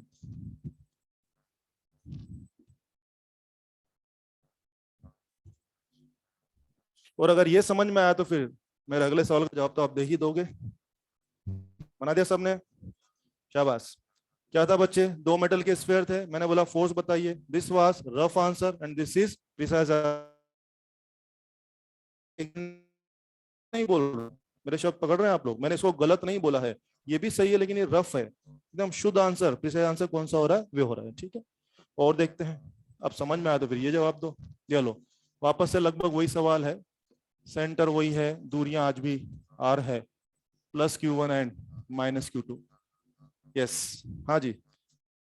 सीधा इनका डिस्ट्रीब्यूशन ऑफ चार्ज बताऊं, क्या लगता है दोनों का distribution will be uniform uniform या नॉन यूनिफॉर्म नॉन यूनिफॉर्म? इस बार दूर जाएंगे या पास आएंगे? पास। मुझे लगता है एक्चुअल सीन शायद ये होगा, सीन शायद ये होगा। बोलो, समझ पा रहे हैं मेरे हिसाब से? देखो देखो, मैंने यूनिफॉर्म नहीं बताया, क्या थोड़ा इधर खिसका दिया? देख रहे हैं, थोड़ा इधर खिसका दिया। और जो भी मैंने क्या थोड़ा सा इधर खिसका दिया, क्योंकि आप ही ने बोला है ना प्लस और माइनस में क्या इंडक्शन या अट्रैक्शन की वजह से क्या चार्जेस वैसे रहेंगे, थोड़ा पास आएंगे, थोड़ा पास आ गए, ये सीन हो गया। और भाई साहब चार्जेस अगर थोड़े पास आ गए तो उनके सेंटर भी थोड़े से पास आ गए, आर इफेक्टिव बढ़ गया ही कम हो गया? वेरी गुड, आर इफेक्टिव कम हो गया है तो फोर्स ज्यादा, K/Q1 Q2 by R square.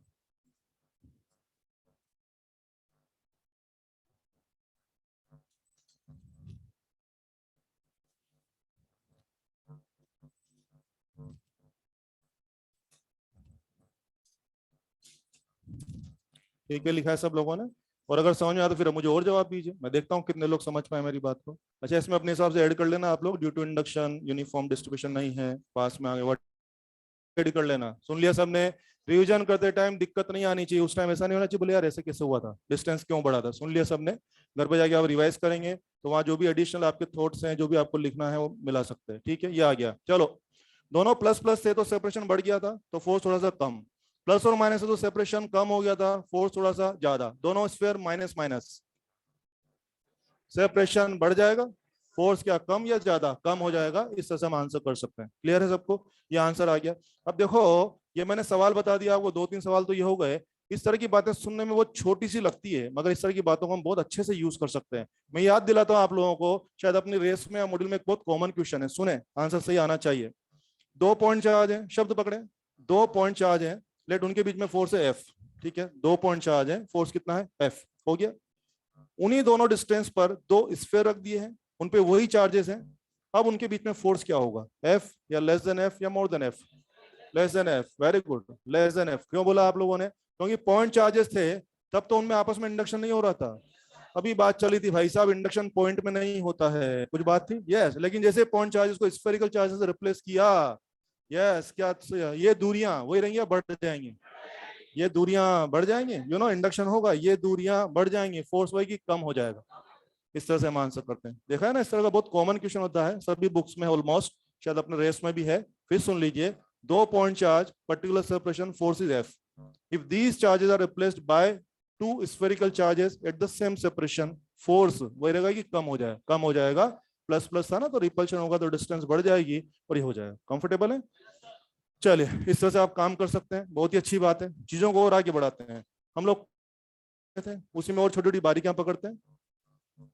बढ़ू जवानों? चलिए, ये भी हो जाएगा। आप देख रहे हैं कि अपनी बात चल रही थी कि मीडियम डालने में फोर्स क्या होता है, बढ़ जाता है, कम हो जाता है? कम हो जाता है, ये तो बोला आप लोगों ने। ओके, जरा ध्यान दीजिए यार, मैं एक कंडीशन लाना चाहता हूं। मैं चाहता हूं F air is equal to क्या आ जाए, एफ मीडियम। मैं एक कंडीशन बनाना चाह रहा हूं, मैं चाहता हूं कि 2 चार्जेस के बीच में एयर के दौरान जो फोर्स लगे उतना ही फोर्स मीडियम के दौरान लगे, ऐसा मैं चाहता हूं। तो मैं इसकी कंडीशन ढूंढ लेता हूं। चलिए और ढूंढते हैं condition. F air is 4πε0 Q1 Q2 और आर एयर का स्क्वायर। और देखो ना यहाँ क्या लिख रहा हूँ, 4πε0 R Q1 Q2 और आर मीडियम का होल स्क्वायर।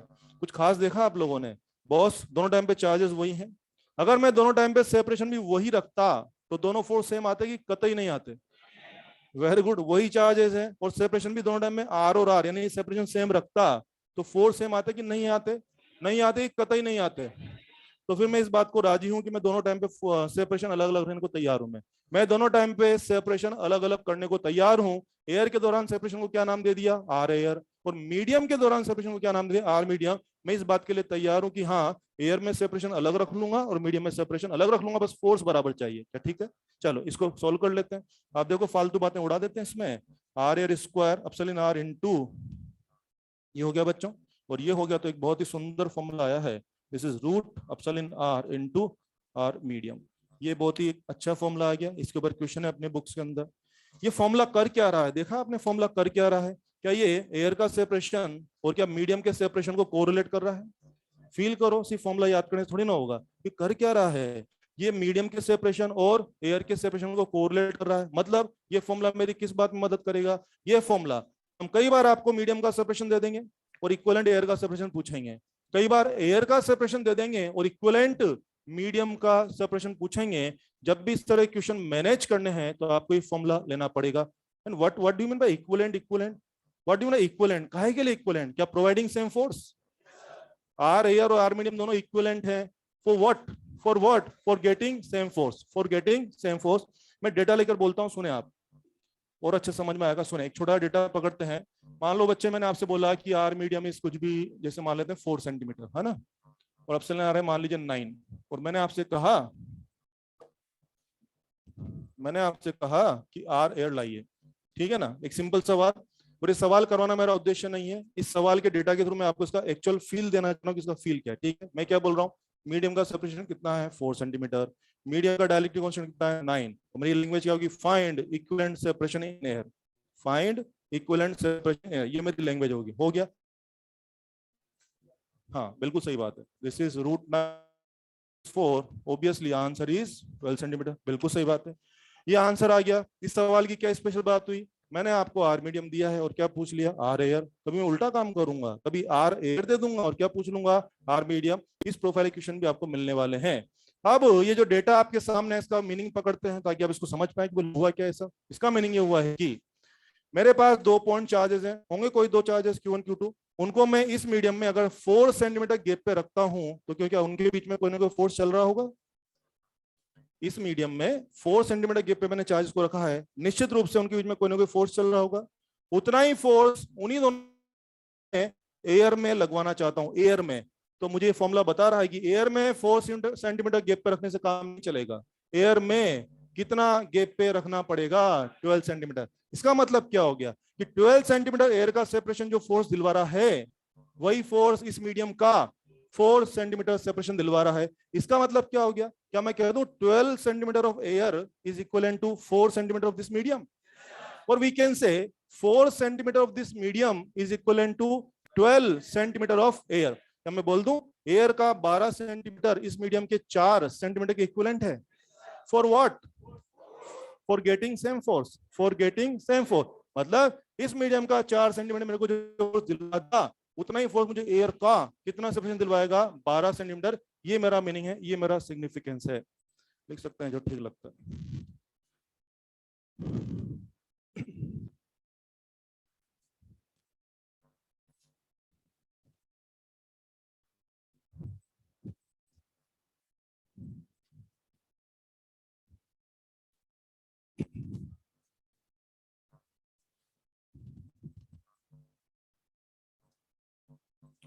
बुक्स में आपको दोनों टाइप के क्वेश्चन मिलेंगे, कभी आर एयर देकर के आर मीडियम पूछेगा, कभी आर मीडियम देकर के आर एयर। बड़े आसानी से बना सकते हैं, मेरे ख्याल से कोई कलाकारी तो है ही नहीं इसमें, बिल्कुल सिंपल कैलकुलेशन है। चलिए ये भी हो जाएगा।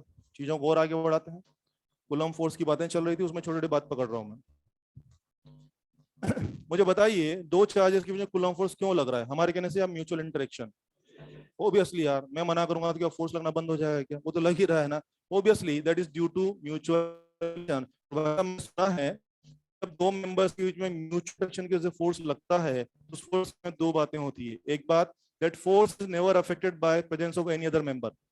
सुना है आप लोगों ने? यस, जब भी दो मेंबर के म्यूचुअल इंटरेक्शन लगता है, not affected by presence of any other member. एक बात। और दूसरी बात, वो निश्चित रूप से एक्शन रिएक्शन को फॉलो करता है, वो रिएक्शन को फॉलो करता है। तो फिर मेरे ख्याल से कूलम फोर्स को भी एक्शन रिएक्शन फॉलो करना चाहिए। यस, लिखें एक पॉइंट, लिखें कि Coulomb force is due to mutual interaction.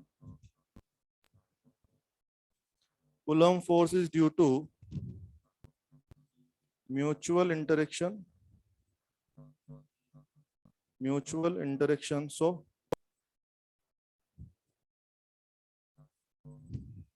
it obeys action reaction, it obeys action reaction।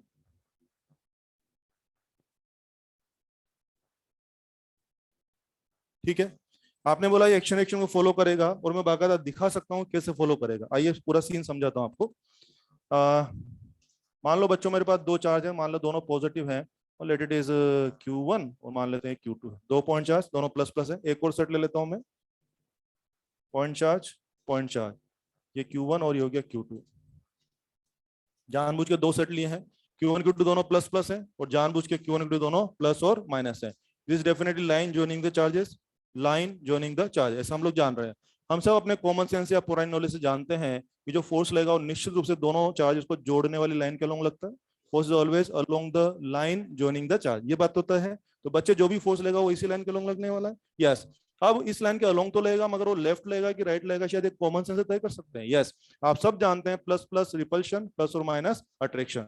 Okay, मैं कुछ ना कुछ आगे वाले सवालों की तैयारी कर रहा हूं आपको। आइए, मुझे इस पर फोर्स का वेक्टर शो करना है, वेक्टर डायग्राम बनाना है। मुझे बताइए ये प्लस चार्ज उस प्लस को बुलाएगा कि भगाएगा?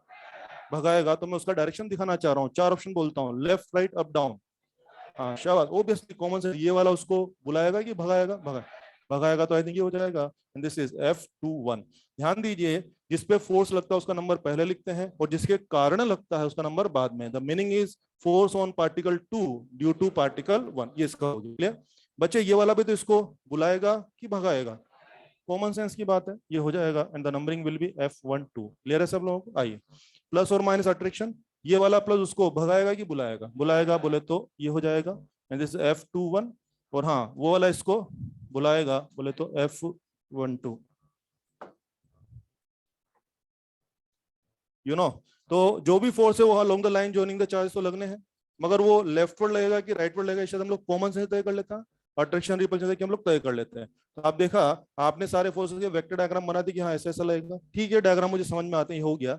एक कॉमन सेंस की बात करते हैं। यार मान लो मैं आपको दोनों चार्जेस की वैल्यू पकड़ा देता हूँ, मान लीजिए मैं दोनों का डिस्टेंस भी देता हूँ, बोलूंगा फोर्स का फॉर्मूला लगा के जरा कैलकुलेट करिए वैल्यू कितना आ रहा है। मान लीजिए आपने फॉर्मूला लगाया और फॉर्मूला लगा के आपने बोला सर 10 न्यूटन आ रहा है, फॉर एग्जाम्पल 10 न्यूटन।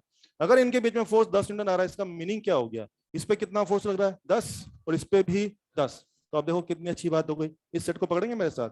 मुझे लगता है एक्शन रिएक्शन में आप लोग 3 बातें पढ़ते हैं, जितना एक्शन उतना रिएक्शन, और एक्शन रिएक्शन दोनों जस्ट अपोजिट, एक ही मेंबर पे कि अलग अलग मेंबर पे, सारी बातें यहाँ रिफ्लेक्ट हो रही है।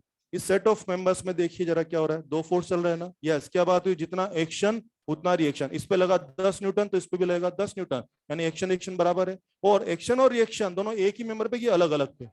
और हाँ, सबसे अच्छी बात, दोनों सेम डायरेक्शन की जस्ट अपोजिट। क्या यहाँ भी ऐसा हो रहा है? यस। इस सेट में क्या चल रहे हैं, 2 फोर्स चल रहे हैं ना, दोनों अपोजिट डायरेक्शन में है, दोनों अलग अलग मेंबर पे हैं, और दोनों की वैल्यू एग्जैक्टली सेम है। बोलो क्या वाकई में एक्शन रिएक्शन फॉलो हो रहा है? यस, एक्शन रिएक्शन फॉलो हो रहा है। और आप तो टेक्निकली जानते थे कि this force is due to mutual interaction, तो definitely it must follow the action reaction. मैंने उसको विजुअलाइज कराने की कोशिश करी, आपको तो पहले ही पता था कि हाँ एक्शन रिएक्शन फॉलो हो रहा है।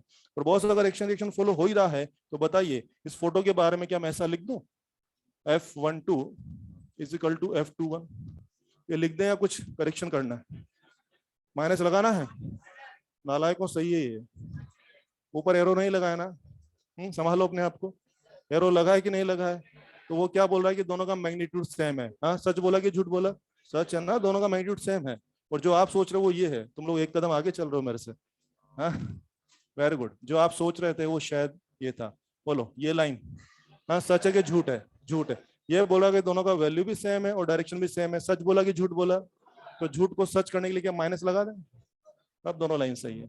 कुल मिला के एक्शन रिएक्शन फॉलो होगा, ये हमें सीखना है।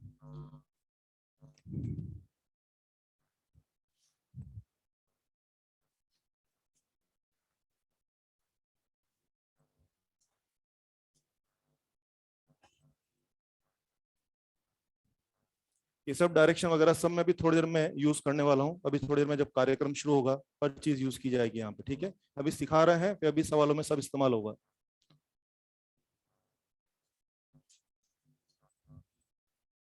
बोलो, लिखिए जल्दी लिखिए, 15 मिनट बचे हैं, बहुत सारे सवाल करने हैं।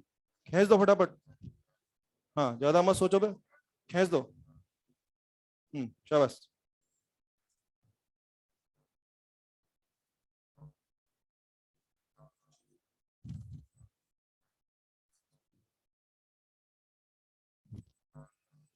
चले, बोलूं भाई बोलूं? ये थी बात किसकी, एक्शन रिएक्शन की। अब ये बात आप लोगों ने मेरी मान ही ली है कि हाँ यार एक्शन रिएक्शन है ना, यानी कि दोनों बराबर फोर्स मारेंगे। ये बच्चे सब लोग सुनते हैं समझते भी है, लेकिन जब सवाल मारने की बराबर बारी आती है तो सब गड़बड़ करते हैं। गड़बड़ क्यों थी जरा मैं समझाता हूँ। एक्शन रिएक्शन का थीम समझ लो आप लोग। आपने एक्शन रिएक्शन खूब पढ़ा है, मैकेनिक्स के अंदर ही पढ़ा है। अगर 2 मेंबर में वाकई में एक्शन रिएक्शन चल रहा है तो इसका मतलब क्या हो गया, एक मेंबर दूसरे को जितना मारेगा दूसरा भी पहले को ठीक उतना मारेगा। और पता है इस बात का कोई मीनिंग नहीं है कि दोनों बराबर ताकतवर थे या एक ज्यादा पावरफुल था और एक कम पावरफुल था। सुन रहे हैं आप लोग? यस, फिर सुन लीजिए आप लोग। यस, अगर 2 मेंबर में, तो अगर दोनों बराबर पावरफुल हैं तब भी दोनों एक दूसरे को बराबर मारेंगे। और मान लीजिए एक मेंबर कमजोर है एक मेंबर ताकतवर है, तो ताकतवर वाला जितना मारेगा कमजोर वाला भी गिनकर, कम नहीं गिनकर ठीक उतना मारेगा। आई थिंक अपनी दुनिया में तो ऐसा नहीं चलता है।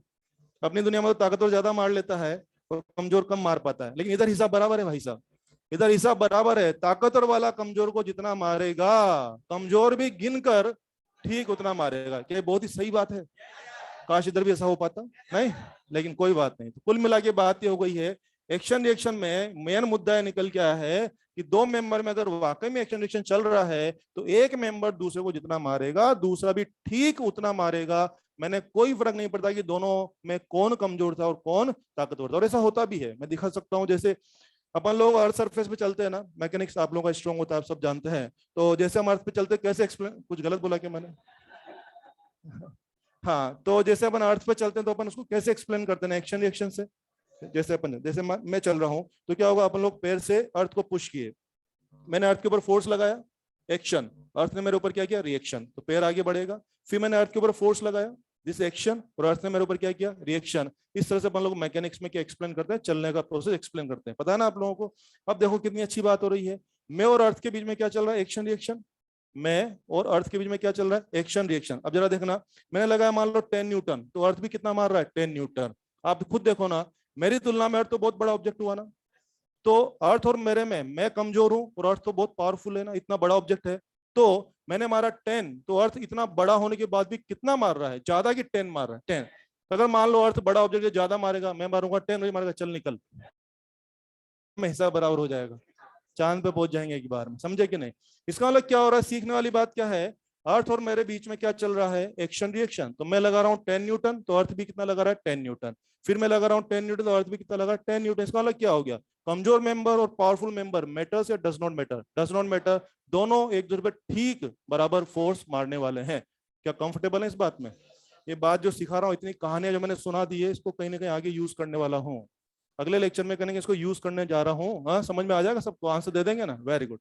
और समझ में आ गया तो जरा एक छोटा सा सवाल, अपने नीट में क्वेश्चन आया हुआ है कि Q1 was 1 microcoulomb and Q2 was 10 microcoulomb and दूरियां was 10 centimeter.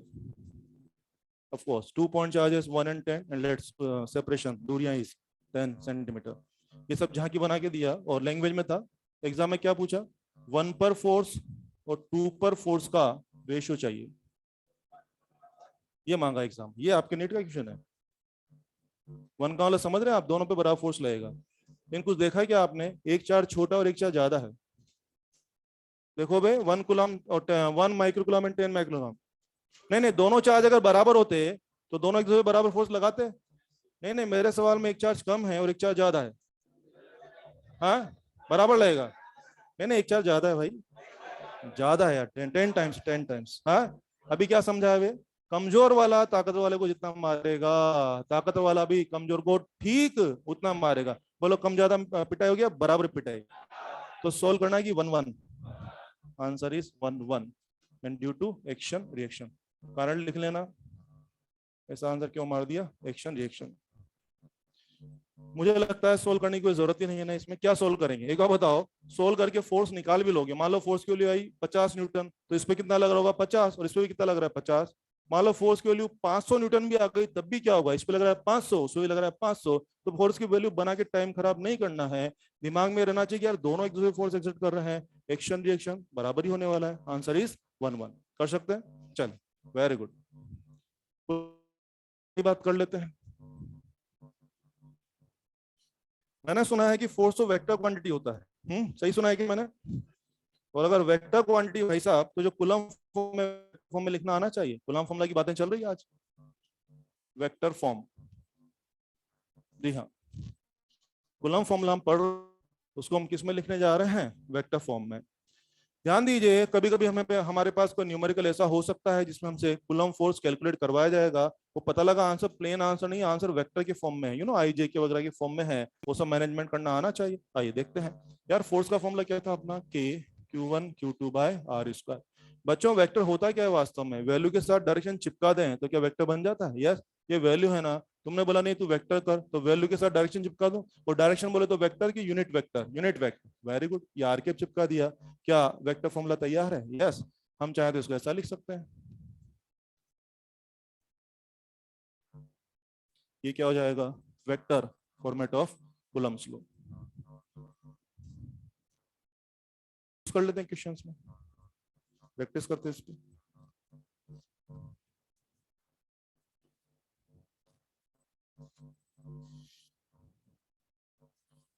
ऑब्वियसली ये वाला फॉर्मूला ऑलरेडी आपको पहले से भी आता होगा, निश्चित रूप से मैं कुछ भी नया नहीं बताया है। मैं इसके ऊपर क्वेश्चन प्रैक्टिस आपको करवाने जा रहा हूं, मगर ये फॉर्मूला अप्लाई करने के लिए कुछ कंस्टेंट मैं आपको बता देता हूं। जब भी आप कूलम फॉर्म, जब भी आप कोई फॉर्मूला वेक्टर फॉर्म में यूज करें, this not about this chapter और दिस पर्टिकुलर फॉर्मूला ओनली, पूरे फिजिक्स में अगर कोई भी फॉर्मूला का वेक्टर फॉर्म यूज किया है, तो अगर उसके अंदर चार्ज इन्वॉल्व है, charge must be with sign, charge must be with sign.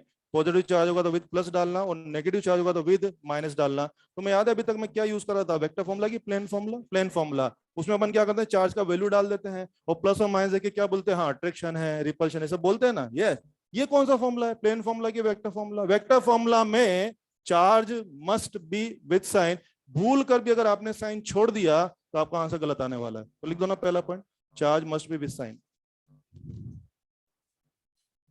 मुझे इस फॉर्मूला में विशेष ध्यान रखना है, चार्ज विद साइन।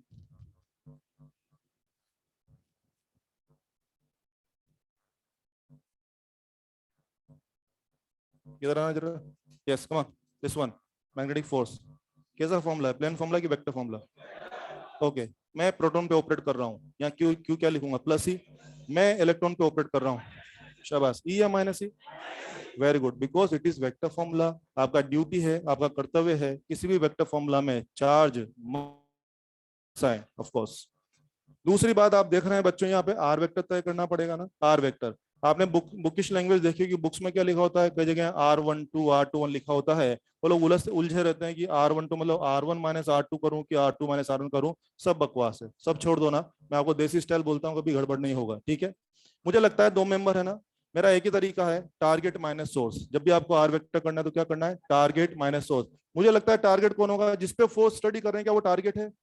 और जिसकी वजह से फोर्स लग रहा हो क्या होगा, सोर्स। तो बस मुझे आपको ये सिखाना है कि जब भी आप आर वेक्टर तैयार करेंगे, अभी न्यूमेरिकल में दिखा दूंगा मैं, तो ये क्या होगा बेटे, टारगेट का पोजीशन वेक्टर, सोर्स का पोजीशन वेक्टर। R12 R21 के चक्कर में मत पड़ना, कंफ्यूजन आते हैं, गड़बड़े हो जाती हैं। मुझे कोई मतलब नहीं कि कौन 1 है और कौन 2 है, मैं सीधा देखूंगा which one is the target and which one is the source. तो मेरा एक ही स्टाइल है, टारगेट माइनस सोर्स। चलिए, यदि जानकारी खत्म, कार्यक्रम शुरू। सबसे पहले नीट का एक बेसिक क्वेश्चन लेता हूं। अपने एग्जाम में क्वेश्चन आया हुआ है कि हाइड्रोजन एटम है, हाइड्रोजन एटम का हिसाब खूब जानते हैं आप लोग, न्यूक्लियस में प्लस ई है और आसपास कौन दौड़ रहा है, इलेक्ट्रॉन। ओके बच्चों, अपने हाइड्रोजन एटम के अंदर न्यूक्लियस और इलेक्ट्रॉन के बीच में इलेक्ट्रिक फोर्स का एक्सप्रेशन क्या होगा? और चारों ऑप्शन वेक्टर फॉर्म में दिए हुए हैं, यानी मैं समझ गया कि मुझे इलेक्ट्रिक फोर्स लिखना है कैसा, प्लेन की वेक्टर में, चारों ऑप्शन वेक्टर में, ठीक है? तो लिखता हूं मैं, आओ मैं इन दोनों के बीच में इलेक्ट्रिक फोर्स लिख रहा हूँ वेक्टर में, क्या लिखूं, के प्लस ई, दूसरा ई या माइनस ई? हाँ शाबाश, आर क्यूब और आर वेक्टर। तो एग्जाम में मेरा आंसर था माइनस का के ई स्क्वायर आर क्यूब और आर वेक्टर, मेरा आंसर था। सोल्व कुछ नहीं करना था ये। और आज शायद मेरा इंटेंशन समझ गए कि मैंने सवाल लिया क्यों, ये सवाल, हाँ शाबाश, ये सवाल मैंने लिया क्यों आप लोगों के सामने, मुझे आपको मैसेज देना था, charge must be with sign. इस सवाल में और कोई दम नहीं है, इस सवाल में एक ही बात है जो समझने और सीखने की है, जो नोटिस करने की है, charge must be with sign because what you are using, plain formula की वेक्टर फॉर्मूला। अगर मैं आज आपसे फोर्स की वैल्यू पूछता तो फट से आप प्लेन फॉर्मूला लगाते और मुझे शब्दों में क्या बोलते, सर ये प्लस है वो माइनस, तो बोले अट्रैक्शन हो रहा है। अरे भाई, मैं आपसे प्लेन फॉर्मूला नहीं मांग रहा, मैं तो वेक्टर फॉर्मूला मांग रहा हूँ ना। Obviously charge must be with sign. वो पता है एग्जाम में मिल जाएगा, पुराने सवालों में एग्जाम में एक ऑप्शन ये भी था, बिना माइनस वाला भी, और आप समझ गए होंगे। अगर मैं गलती से चार्ज का साइन नहीं डालूंगा तो क्या ये ऑप्शन मिल जाएगा, ये गड़बड़ हो जाएगा। Make sure charge must be with sign. ये बेसिक क्वेश्चन नीट का था, एक क्वेश्चन आईआईटी का ले लेते हैं, वो भी आसान ही है। Q1 है प्लस का 4Q, Q2 चार्ज है मान लीजिए माइनस का Q, इसका लोकेशन है बच्चे 451 और इसका लोकेशन है मान लीजिए 111। कोऑर्डिनेट समझ में आते हैं ना, 451111 कुछ भी है ना। लिख दीजिए फटाफट, लिखिए, टाइम जा रहा है, जल्दी लिखो। चलिए लिख दिया बच्चों ने, और सवाल लिख दीजिए, find electric force on Q1 in vector, electric force on Q1 in vector, vector में मांग कर लें। पहली बात तो वेक्टर में काम करना है, ये रहा फॉर्मूला, इधर देखना मेरी तरफ, ये formula. I think Q1 Q2 में विद साइन डाल दूंगा। यस बॉस, मुझे काम करने लेके आर वेक्टर तैयार करना चाहिए, आर वेक्टर तैयार करना चाहिए। मुझे कोई मतलब नहीं कि कौन R1 है कौन R2 है, भाड़ में गया R1 R2, मुझे मतलब नहीं है। भाषा पकड़ के बताइए कौन टारगेट है। हाँ वेरी गुड, और सोर्स कौन है, Q2, समझ में आता है ना। तो क्या मैं आर वेक्टर तैयार कर लूं आपका? यस। आओ बच्चे, आर वेक्टर क्या होगा, यस Q1 का पोजीशन वेक्टर क्या हो जाएगा, क्या 4J, क्या प्लस के, यू नो आपने बोला टारगेट ये टारगेट, और सोर्स कौन है, वो है माइनस सोर्स। सोर्स बोले तो I प्लस J प्लस के। बच्चों ये आ रहा है 3I प्लस 4J प्लस, बस हो गया ना, 3I और 4J, सही चल रहा है एकदम, हो गया। क्या ये अपना आर वेक्टर तैयार हो गया? यस। यार कितना आसान है, ना तो R12 सोचना ना R21 सोचना, मजे करो आप तो, टारगेट माइनस सोर्स हो गया। और हाँ शायद काम करने के लिए इसका मोड भी चाहिए होगा। इसका मोड कितना दिख रहा है बच्चे को? 5 दिख रहा है वो तो। चलो अब आ जाओ फॉर्मूला पे। फोर्स निकालना है 1/2 की वजह से। यस आओ बच्चे, के चार्ज लिख दिया +4Q, दूसरा चार्ज Q या -Q? माइनस लिखना है क्या? श्योर? सब बोल रहे तो मैं लिख देता हूँ। नीचे डिस्टेंस क्यूब या 5 का क्यूब, और तुम्हारा पोजीशन वेक्टर था 3i + 4j। जितना एडजस्ट कर सकते हैं कर लीजिए। -4 125 KQ² 3i + 4j। एग्जाम में इस तरह का आंसर -4 125, एग्जाम में आंसर। मेरे ख्याल से बहुत आसान है, इसमें मैंने कुछ भी स्पेशल नहीं सिखाया आप लोगों को। मैंने आपको सिर्फ 2 बातें नोटिस कराई है, charge must be with sign एक बात, और दूसरी बात क्या आर वेक्टर तय करना आ गया आप लोगों को। इस तरह से आप काम करें, के सवाल भी आप कर सकते हैं। चलिए चीजों को और आगे बढ़ाते हैं। यार मुझे एक बार बताओ ना, समझ में आया तो? मैंने क्या निकाला? 1 पे फोर्स निकाला 2 की वजह से। क्या इसके बिहाफ पे डायरेक्ट F21 लिखा जा सकता है क्या? डायरेक्ट चमका? इसमें माइनस ही तो ऐड करना है ना। अपनी बात हुई थी अभी वो एक्शन रिएक्शन, बिल्कुल। तो अगर कोई मुझे बोलेगा डायरेक्ट, क्या इसके भी आप मैं F21 लिख सकता हूँ क्या? बिल्कुल। ये हटा दूंगा तो ये F21 हो जाएगा। वो बना के चार हो तो देख लो, वो भी आने वाला है। चलिए ये था कूलम्ब्स लॉ के बारे में। अगर किसी पार्टिकल पे एक सिंगल फोर्स लगेगा तो वही उसका नेट फोर्स हो जाएगा। कभी कभी एक सिंगल पार्टिकल पे अगर ज्यादा फोर्स लगेंगे तो हम लोग क्या करते हैं, नेट फोर्स निकालने का प्रोसेस करते हैं। दैट कार्यक्रम इज कॉल्ड सुपर पोजिशन। आइए सुपर पोजिशन कार्यक्रम की बात करेंगे अब। Superposition principal.